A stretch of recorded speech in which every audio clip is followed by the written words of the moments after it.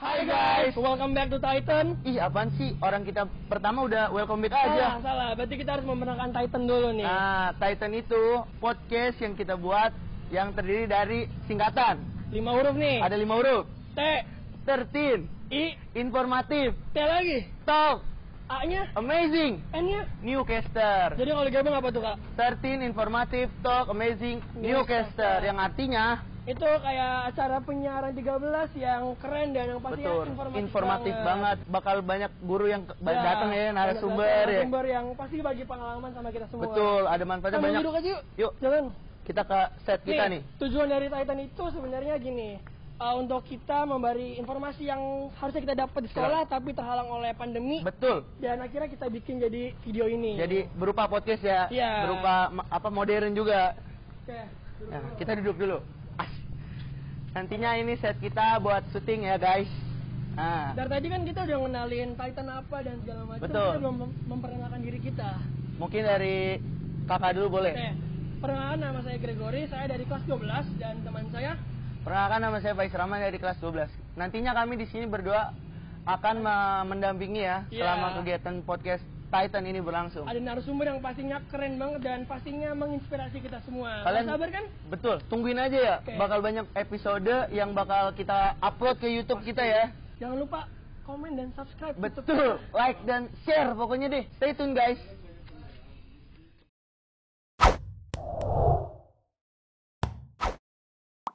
Ya guys, jadi kita di sini udah sama narasumber di episode pertama kita, yaitu Ibu Dr. Anda Eha Julaiha, MPD. Ibu boleh Bu memperkenalkan diri Bu kepada teman-teman kita? Oke, baiklah. Selamat siang. Assalamualaikum warahmatullahi wabarakatuh. Waalaikumsalam warahmatullahi wabarakatuh. Selamat berjumpa lagi dengan saya Eha Julaiha sebagai Kepala SMA Negeri 13 Kota Bekasi yang diangkat TMT tanggal 10 Juli 2020. Oke, Ibu kan udah resmi jadi Kepala Sekolah SMA Negeri 13 ya Bu? Ya. Ya. Saya boleh nanya-nanya nggak nih Bu? Sekitar Boleh. kehidupan Ibu menjadi Kepala Sekolah. betul, kehidupan seorang kepala sekolah tuh gimana sih ya? Iya. Kita sharing-sharing. Ini saya adalah salah satu kepala sekolah yang terpilih melalui seleksi dulu calon kepala sekolah 69 tahun 2019. Kemudian saya ditempatkan di sini. Saya tidak menduga kalau akan ditempatkan di sini karena saya asalnya dari Bandung. Kemudian tiba-tiba di 13 Bekasi ya. Kemudian saya begitu melihat Kota Bekasi dan juga sebetulnya Kota Bekasi bukan tempat yang baru bagi Ibu ya. Saya sering ditugaskan oleh Kemendikbud maupun oleh Dinas Pendidikan Provinsi untuk melakukan berbagai tugas seperti monep dan juga diseminasi berbagai materi-materi sekitar kurikulum 2013. Jadi sekarang ini saya di 13 melihat bahwa kayaknya PR-nya banyak gitu ya di 13. Betul Bu, setuju saya. Jadi saya tidak mau melihat 13 itu apa adanya, tapi harus luar biasa. Luar biasa. Ya, harus hebat. Karena saya juga berlatar belakang sekolah yang bagus. Tentu saja juga saya ingin SMA 13 sebagus impian saya. Ya, ini juga Ini Allah. bisa menjadi motivasi bagi seluruh anak-anak kita untuk bagaimana bersama-sama memajukan SMA 13 Betul. ini yang hebat dan penuh prestasi. Nah, kalau tadi kan cerita Ibu jadi kepala sekolah, kehidupan kepala sekolah, dan yang pastinya kehidupan kepala sekolah itu gak gampang ya. Betul, banyak banget yang harus di-manage dan rintangannya benar. Nah, kalau saya boleh tanya nih Bu, gimana sih Bu waktu Awalnya ya pertama kali Ibu jadi kepala bisa sekolah? jadi kepala sekolah. Iya.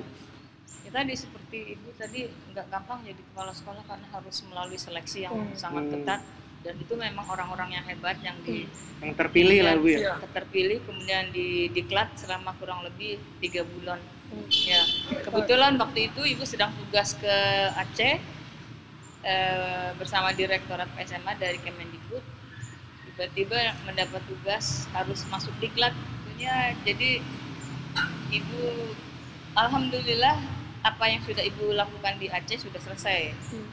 Hanya memajukan saja penerbangan. Jadi Ibu cepat-cepat maju penerbangan. Kemudian Ibu juga agak bingung itu waktu itu gimana caranya bisa nyampe tidak terlambat gitu ke tempat diklat itu. Karena saya banyak koneksi, disinilah salah satu kemampuan abad 21 itu komunikasi. Nah, setuju Bu. Networking kita bangun banyak-banyak. Kemudian saya juga sebagai aktivis di mana-mana nih saya. Di pendidikan juga, di luaran juga ada, di sosial ya. Saya sebagai pengurus salah satu IKA Semansa, kebetulan alumni dari SMA 1 Cirebon. Saya di situ di grupnya sangat aktif. Kemudian saya minta bantuan teman-teman. Alhamdulillah dapat bantuan.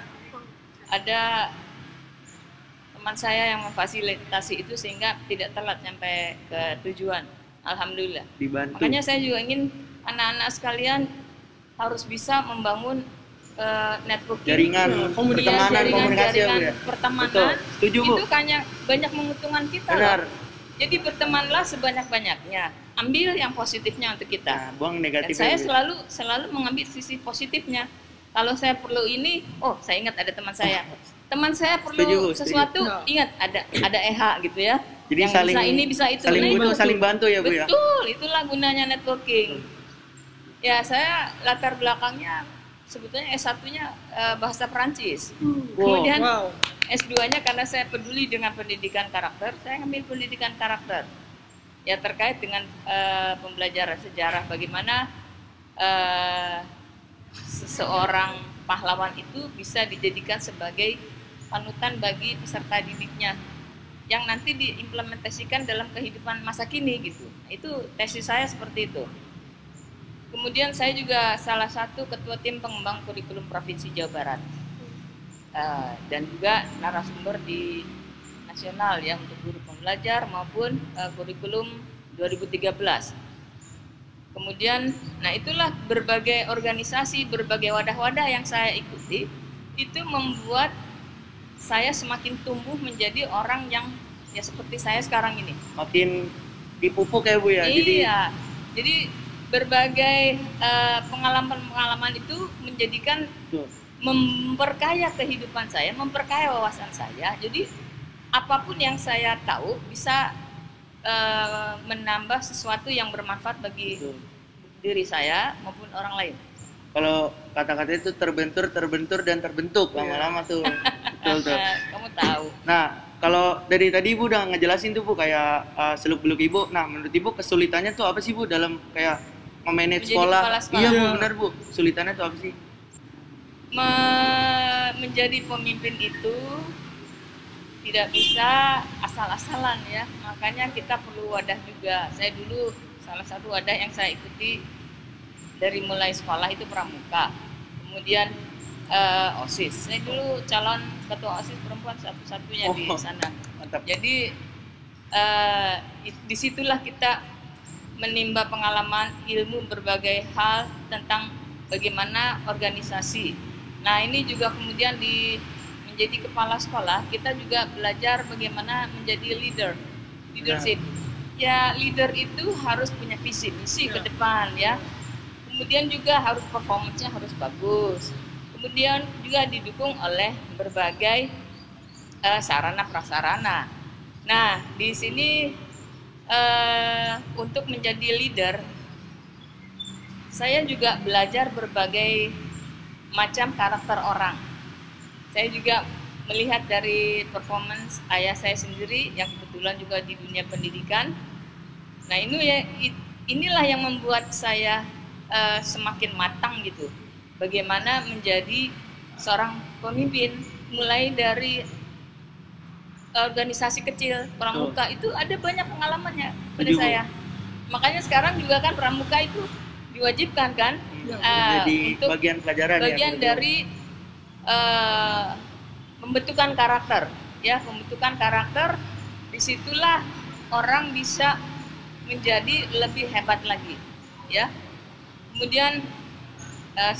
tentu saja dari berbagai pengalaman dan juga pengetahuan yang saya peroleh, saya aplikasikan dalam kehidupan sehari-hari saya.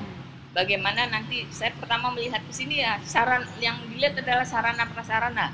Karena sarana prasarana ini adalah bagian yang mensupport proses pembelajaran. Betul. Ya, kalau mau belajar ini belajar itu nggak ada yang bisa mendukung sarananya nggak bagus kan, susah juga jadi nggak nyaman ya, belajar juga. Makanya harus bisa diciptakan.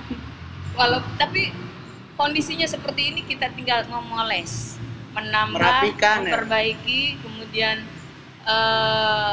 kalau kita perlu sesuatu ya, kalau kita perlu mengadakan ya mengadakan. Nah itu.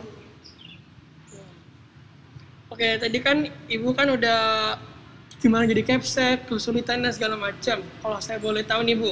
Kesulitannya apa ya? Saya perasaan nggak pernah ya menghadapi kesulitan, karena kesulitan itu kita harus bisa, janganlah kesulitan itu dijadikan beban kita, tapi bagaimana kesulitan atau permasalahan itu kita selesaikan. Kita selesaikan sedikit demi sedikit. Makanya jangan suka menunda permasalahan. Nanti kalau menunda persoalan, jadi makin lama makin banyak, makin berat kita menyelesaikannya. Sedikit demi sedikit, kayak Ibu ya, yang saya lihat, ini perbaiki dulu sedikit, nanti sedikit lagi, kan lama-lama jadi bukit, banyak gitu bener, ya. Bu. Nah itu dari mulai hal yang sedikit menjadi bukit. Kemudian persoalan lain yang sementara saya masih hadapi, saya kira nggak begitu banyak ya, cuman hanya di bagaimana ini. Kemudian karena dari mulai sarana prasarana, kemudian saya akan mengolah sumber daya manusianya seperti apa. Sumber daya manusia itu mulai dari di lingkungan saya sendiri, di ring 1. Ya, ring 1 itu Wakasek, tim manajemen itu. Wakasek, para Wakasek itu saya memprogramkan ada manajemen review seminggu sekali. Nah, kalau tidak bisa dilaksanakan hari Senin, ya hari berikutnya gitu ya. Kemudian manajemen review itu ini apa yang dilaporkan oleh para Wakasek itu yang sudah dilaksanakan, apa saja yang belum dilaksanakan, apa saja, kemudian kendalanya apa, kemudian cara menyelesaikannya bagaimana. Dari solusi bareng-bareng ya Bu jadinya. Iya, kita bareng-bareng. Brainstorming kalau bahasa anak zaman sekarang itu Bu. Brainstorming. Ya. Ini kan kita memecahkan masalah. Jadi kalau memecahkan masalah kan harus dengan cara brainstorming, diskusi, musyawarah. Iya. Jadi hal-hal yang harus kita selesaikan, diselesaikan, disegerakan. Jangan sampai ditunda-tunda, karena nanti kalau ditunda-tunda terus nanti menjadi beban makin berat gitu, makin banyak bebannya, makin menyelesaikannya makin sulit, makin berbelit-belit nantinya kemana-kemana gitu ya. Tapi juga sekarang itu ada penyederhanaan kurikulum. Bagaimana kurikulum disederhanakan supaya tidak terjadi overlapping dengan mata pelajaran lainnya. Jadi penyederhanaan kurikulum itu ada tim teaching, kemudian kolaboratif di situ antar mata pelajaran harusnya sudah dibangun seperti itu.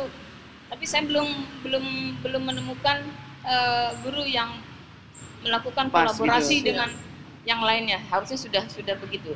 Karena ini saya belum menyampai ke substansi kurikulum itu. Karena kami ini masih sering terus-terusan sibuk dengan berbagai hal, terutama dengan pembenahan itu. Berarti Ibu lebih kayak ke prasarana meningkatkan ya?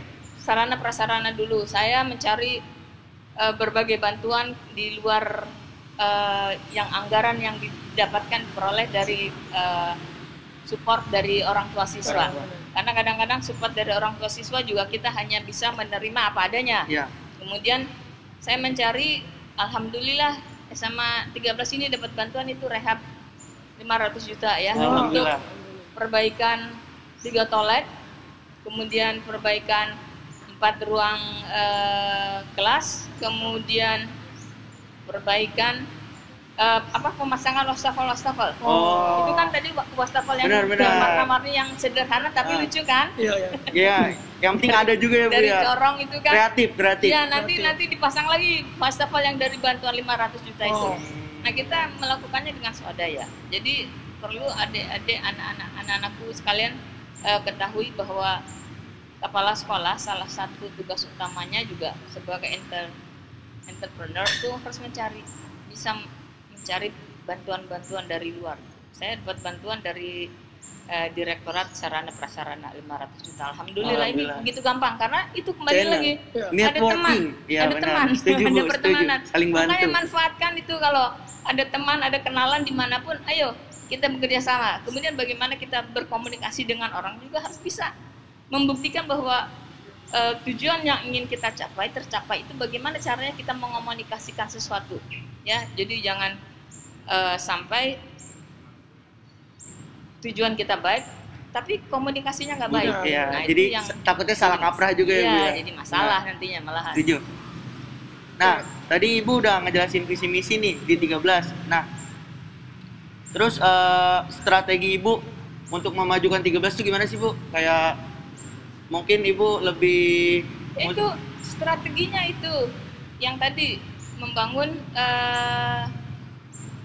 kolaborasi yang baik antar semua warga sekolah, kemudian juga program kerja sekolah yang tadi itu tiga hal itu. Yang pertama itu tadi sudah disebutkan bidang akademik itu ada 4 sebetulnya ya. Mendobrak bidang akademik ya, Bu. Iya. Pertama itu kan mengenai peningkatan proses belajar mengajar di kelas. Kemudian yang kedua meningkatkan mutu lulusan. Lulusan nggak asal lulus, benar. harus bermutu, harus lulusan bermutu. juga. Setuju, Bu. Nah, setuju kalau proses belajarnya bagus, tentu saja mutu lulusannya bagus. Ada efeknya, Bu, ya ke sana. Iya, kemudian saya nggak mau ada guru-guru yang malas, ada guru-guru yang asal ngajar gitu, nggak mau saya. Yang kurang disiplin, gitu ya. Harus kreatif guru-gurunya nanti. Ini yang belum saya sentuh ya, karena ini apalagi dengan adanya COVID kita makin ribet ya, Bu, ya, untuk tatap muka. Tatap muka itu. Karena perlu diskusi yang intens gitu ya. Kemudian meningkatkan KKM kan 75 tuh yang asalnya 70. Kemudian yang terakhir itu meningkatkan nilai peserta didik yang masuk ke perguruan tinggi. Nah, itu salah satu strategi yang akan kita capai. Kemudian di bidang non akademik, saya seperti yang sekarang ini kan salah satu bidang non akademik yang kalian harus peroleh, karena ini tidak ada di dalam proses belajar mata pelajaran apapun ya, karena kita harus bagaimana belajar berkomunikasi, bagaimana mempengaruhi orang. Nah, itu ada mengajak ya, Bu. Iya, bagaimana sebetulnya itu ada di mata pelajaran bahasa itu, persuasif, bagaimana membangun struktur yang persuasif. Bahasa Inggris kan ada kan? Itu teksnya oratory exposition ya. Biar tertata ya. Analytical exposition itu kan terakhirnya kan persuade someone to do something or not to do something kan. Nah, itu salah satunya. Kemudian strategi yang lainnya ya itu saya visinya itu saya sudah menggambarkan bridging the student to the bright future. Jadi mengantarkan anak-anak ke masa depan yang lebih cerah. Yang gemilang. Benar. Jangan cerah doang, gemilang. Kalau gemilang itu ada glowingnya kan, aja kelap-kelipnya yang hebat kan. Nah, itu kemudian juga ada cheers yang Ibu sudah tetapkan itu. Cheers itu characterizing, bagaimana membentuk karakter anak-anak didik kita. Bagaimana menanamkan, mengembangkan karakter yang baik, terus kemudian harmonizing, bagaimana sebuah suasana dibuatkan sebuah harmonisasi yang bagus. Harmonisasi itu membuahkan sesuatu yang baik kan, jadi nyaman ya, Bu, nyaman, satu sama lainnya, belajar nyaman, apa semua,nya enak gitu, joyful learning. Benar. Jadi kayak kita lagi main aja ya, Bu ya, padahal kita belajar keras. Kemudian E-nya itu kan cheers, C, H, E, double E, ya, kemudian R.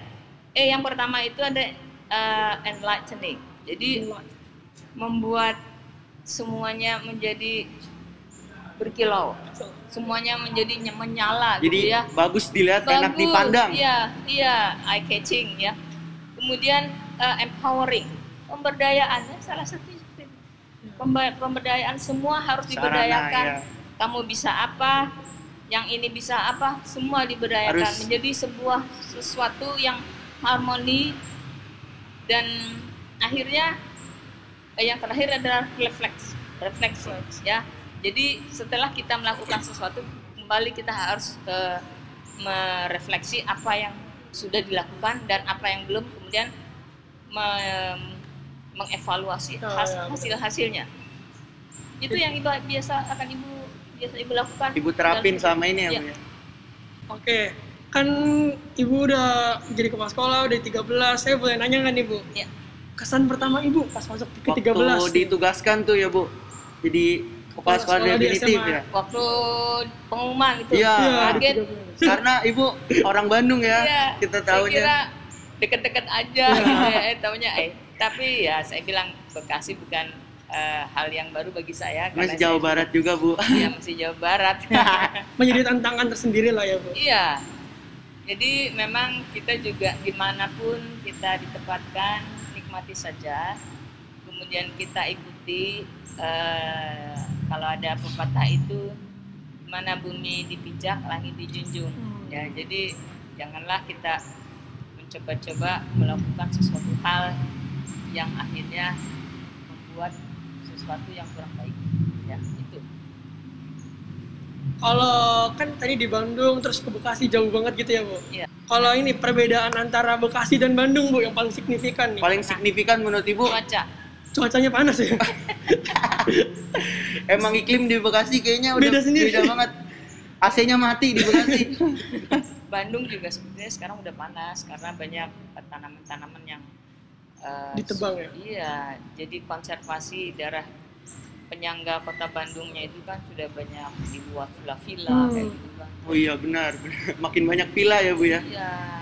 Kayak dari tadi kan kita udah ngomongin tentang kehidupan Kepsek, kehidupan yang berat-berat lah ya. Ya, yang berat-berat. Sekarang kita tarik mundur nih, kita Santai-santai dulu santai nih. dulu. Kita nanya seputar biografinya Ibu Eha nih ya. Ya, tadi kan Ibu bilang Ibu lulusan SMA 1 Cirebon ya Bu, Iya. bener ya? Iya. Nah, pengalaman apa sih Bu yang paling nempel banget yang Iya, bikin yang Ibu kangen menurut tentang bikin, SMA? bikin Ibu kenangan gitu, Iya. kangen sama SMA tuh. Saya setiap kali sekolah juga selalu ada kenangan tersendiri ya. SD saya, SD Baru 4 di Cirebon. Itu saya senang berbagai aktivitas.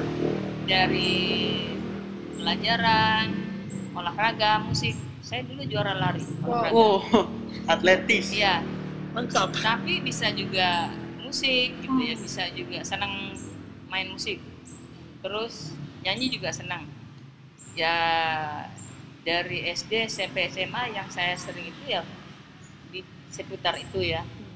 Musik, nyanyi. Dulu karena SMA itu ikut di kegiatan Bung Kasai di Unpad, ikut kapal grup juara 3 se-Jawa Barat, juara 3. Nggak wakilin sekolah Ibu berarti ya? Iya kan, Se-Jawa grup Barat kan. tuh, diadu Iya. berarti ya?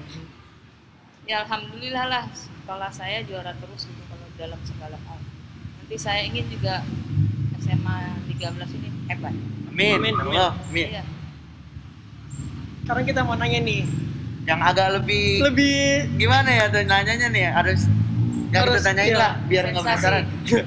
kenakalan nih. Nah, Tentang Ibu tuh kenakalan di Ibu. SMA gimana tuh menurut Ibu iya. tuh? Ibu pernah nakal nggak nih Bu kira-kira di Kalau SMA? saya pernah nih, jujur-jujur aja. Kalau saya waktu SMA itu suka banyak alasan saya itu rapat OSIS. Oh, rapat. Ini nggak patut dicontoh ini. Rapatnya sering bolos karena banyak kegiatan di Oh. luar. Ya. Oh, Kegiatan di luar kadang-kadang mewakili sekolah, kadang-kadang ada kegiatan itu ya. Jadi kebiasaan keluar sekolah itu yang akhirnya pernah juga itu prestasinya nurun gitu. Ranking 1 jadi ranking 3 gitu di kelas itu. Seperti itu. Ya karena jarang masuk, tapi akhirnya saya kejar itu. Saya masuk ke perguruan tinggi juga tanpa tes waktu itu. oh, Nah ini juga anak ingin yang sekarang sih SNPTN ya. Iya, SNM. Sana. Nah, itu anak-anak juga gunakan fasilitas itu, makanya belajar yang benar gitu ya, supaya nilai rapotnya bagus. Amin ya Allah. Karena SNPTN kan 5 semester itu, dari semester Jadi 1 sampai rapot, iya. semester 5 masih punya kesempatan semester akhir. Siapa tahu ya. Kemudian juga doa. Saya pernah juga mengalami waktu kuliah itu, saya orangnya nggak pernah nolak kalau disuruh diminta orang tua apalagi ya untuk melakukan apapun. Saya ikhlas gitu. Nah, itu keikhlasan kita itu akhirnya membuahkan hasil. Tuh, jadi ada efeknya ya, Bu Dan ya. iya, begitu saya datang jam nggak tidur saya. Bolak-balik nggak tidur, pagi-pagi harus Ujian. di IKIP dia. Dulu kuliah di IKIP kan. Kemudian orang lain pada belajar, sibuk banget ngapalin itu, saya diam aja dengerin. Teman-teman yang pada sibuk gitu nggak lulus, saya yang itu lulus. Alhamdulillah. Hokinya kuat Ibu, alhamdulillah. Doanya juga. Sama juga ya, karena keikhlasan lah kita. Betul. Segala sesuatu harus ikhlas. Nah, lanjut ke pertanyaan selanjutnya nih. Nah, tadi kan udah masalah SMA dan segala macam. Ibu, sekarang kita mau nanya mengenai kuliah, Bu.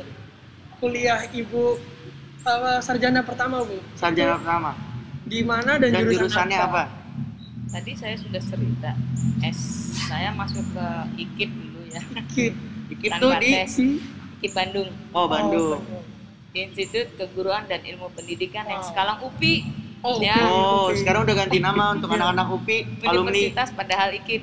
Nah, UPI. Ya itu apa? Slangnya gitu ya. ya. Like, Mengenai kuliah, saya S1-nya bahasa Perancis. Oh, bahasa Perancis. seru banget ya bisa bahasa Prancis tuh. Ya, tapi saya sebagai sertifikasinya bukan bahasa Perancis, bahasa Inggris. Oh, berarti Ibu kurang lebih menguasai Prancis dan Inggris. Iya, ini pada banyak yang lupa karena nggak dipakai. Benar juga, mau ngomong sama siapa juga ya Bu ya. Iya. Masa Kalau kalau orang bahasa Sunda. Mandarin udah banyak yang lupa, yang lupa. Bahasa Orang Perancis, Sunda bahasa mau Inggris ya masih lah. Saya ngajar bahasa Inggris. Saya sebagai UKG saya bagus, UKG bahasa Inggrisnya, makanya saya menjadi narasumber, guru pembelajar. Nah tadi udah S2-nya. S2-nya. Nah Ibu tuh ada S2-nya S2. saya IPS ngambilnya. Karena itu tadi ingin pendidikan karakter. Oh yang pendidikan Nah, karakter. Nah itu saya ketika saya ke Inggris juga saya ingin mempelajari bagaimana suksesnya orang Inggris membelajarkan pendidikan karakter ke siswanya siswanya, gitu. ya. Belajarnya sampai Inggris loh Ibu, nggak main-main guys. Ya, makanya kamu harus membuat networking, kemudian ada kesempatan, ambil kesempatan itu. Jangan membuang-buang kesempatan. Ya. Sekarang masih punya kesempatan semester 5 nih. Rajin-rajinlah belajar, terus kejar. Dan juga dibarengi dengan doa. Doa dan usaha. Doa dan usaha, iya. Doa itu luar biasa. Nah tadi Bu, kita kan udah ngomong tentang kuliah S2 nih Bu. Kan yang saya tahu nih, saya berdua tahu Ibu kan dulu dari Bandung. Nah, saya pengen nanya nih Bu, berarti Ibu udah berapa lama menjabat jadi Kepsek, mau di Bandung ataupun di Bekasi Bu? Berapa tahun tuh kira-kira? Ini kepala sekolah yang pertama saya di sini. Oh, yang di Bandung? Saya di Bandung hanya jadi guru, Wakasek. Oh. Jadi ini yang pertama saya di sini. Pengalaman pertama dan di Bekasi. Iya, di Wah, Jauh. pertama jauh Iya. banget langsung. Iya. Ya, tapi nggak tahu karena mungkin mereka melihat saya bisa menghandle Iya. di SMA 13, mungkin seperti itu alasannya. Nggak mungkin kalau tanpa alasan gitu ya. Ya. Pasti ada sebab Iya. dan Iya. alasannya. Ya itu mudah-mudahan aja bersama saya yang walaupun baru menjadi kepala sekolah, insya Allah lah kedepannya akan lebih baik. Amin, Ya, ya Allah. karena kompetensi yang dimiliki oleh kepala-kepala sekolah sekarang itu yang pertama angkatan saya bagus-bagus. Berkompeten ya Bu. Malah teman saya juga nanya, kok kenapa ada Bu Eha ada di sini? Bu Eha harusnya bukan di sini Oh. ya. Ibarat ini udah kelas berat Bu ya tuh. Harusnya di yang Bandung lagi udah. Gak apa, biar 13 tambah bagus. Alhamdulillah, Amin. benar. Semoga. Amin ya Allah, bisa menyaingi sekolah-sekolah di Menyaingi. Bekasi yang lain. Justru di Bekasi tantangannya lebih berat daripada di Kota Bandung.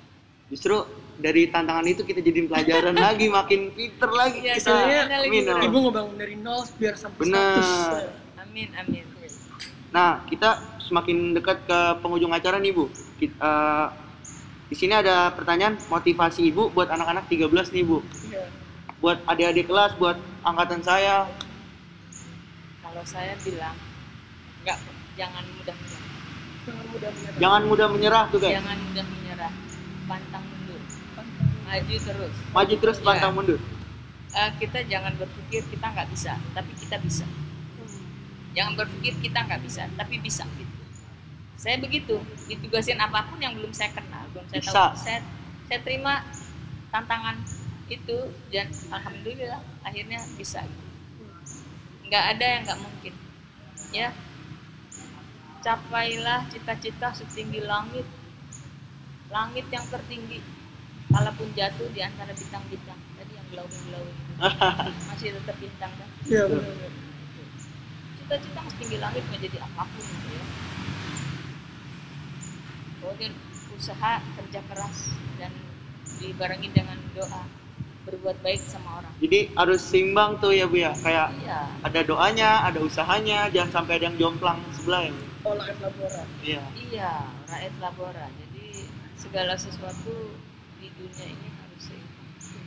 Jangan cuma mikirin akhirat, tapi dunianya nggak dipikirin, itu salah juga. Iya, Tuh, setuju, Bu. Jangan mikirin dunia, Iya, akhiratnya nggak akhiratnya. dipikirin. Nah, harus seimbang semua. Tuh. Karena Tuhan juga melihat janji Tuhan itu sesuai dengan perbuatan kita. Kita berbuat baik maka diberi pahala yang berlipat-lipat oleh Tuhan. Amin. Nah, setuju, Bu. Oke, teman-teman, kita udah ada di penghujung acara. Kita dari tadi udah bincang-bincang sama Ibu Betul. WH. Kita terima kasih banyak nih, Bu. Udah Ibu meluangkan waktu Iya. ya. Di tengah kesibukan yang Kesibukannya tadi banyak diceritain juga tuh. Ini saya pakai baju gini karena baru datang dari Bandung. Waduh, jauh banget nih perjalanannya. Jadi Saya Ibu supir Eha tuh sendiri sulit kemana-mana. Saya nggak pernah ngandelin supir. nggak pernah betul. bergantung orang lain. Nah, Ya berdiri di atas kaki sendiri. wow. Sangat memotivasi. Sangat motivasi Ibu Eha ini orangnya hebat ya. Hebat banget bisa ngatur semuanya. Oke. Terima kasih banyak ya, Bu, sekali lagi. Sama-sama, sukses semuanya Mohon maaf buat kalau kita ada anak-anakku ya. salah kata nih, Bu. Semoga cita-cita kalian tercapai semuanya. Amin. Amin. Ya. Oke, teman-teman, sampai jumpa di Episode selanjutnya. Dan selamat belajar. Dadah. Belajar terus ya, guys.